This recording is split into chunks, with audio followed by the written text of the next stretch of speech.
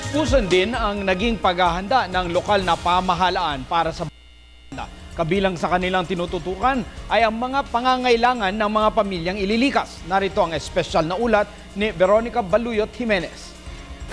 Hindi pa man nakakabangon mula sa pinsala na dulot ng magnitude 7.2 na lindol na tumama 3 linggo pa lamang ang nakakaraan, ay pinaghahandaan na naman ngayon ng Bohol ang pagdating ng super typhoon na si Yolanda.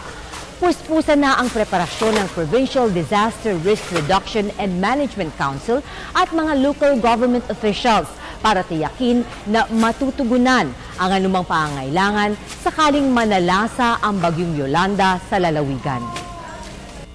Bakas pa ang trauma sa mga mukha ng mga Boholano sa naranasan nilang lindol kamakailan, pero wala silang magagawa kundi isipin at paghandaan ang posibleng paghagupit ng Super Typhoon Yolanda. Inuutos ni Governor Edgardo Chato, chairman ng PDRRMC, sa mga lokal na lider na ihanda na ang mga evacuation centers.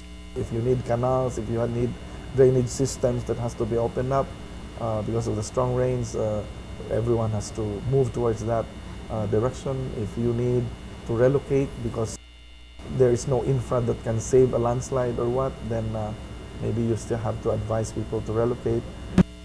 Dito sa Cultural Center Gymnasium sa Tagbilaran City, iniempake ang mga relief goods na nanggagaling mula sa DSWD at donasyon mula sa mga non-government organizations at ibang bansa.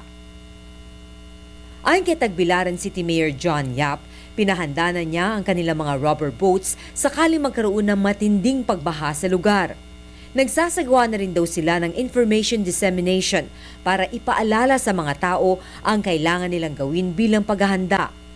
Kumpiyansa si Mayor Yap na sa kabila ng naging matinding epekto ng nakarang lindol sa kanila ay matapang nilang mahaharap itong panibagong pagsubok ng kalikasan.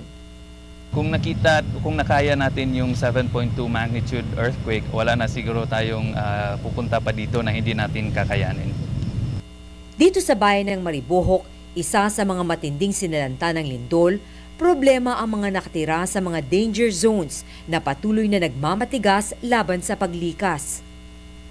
Ayon kay Vice Mayor Redulla, walang mga evacuation centers sa Maribohok dahil mga nasalanta ng lindol na sa mga tolda malapit sa kanilang mga nasirang bahay sila tumira.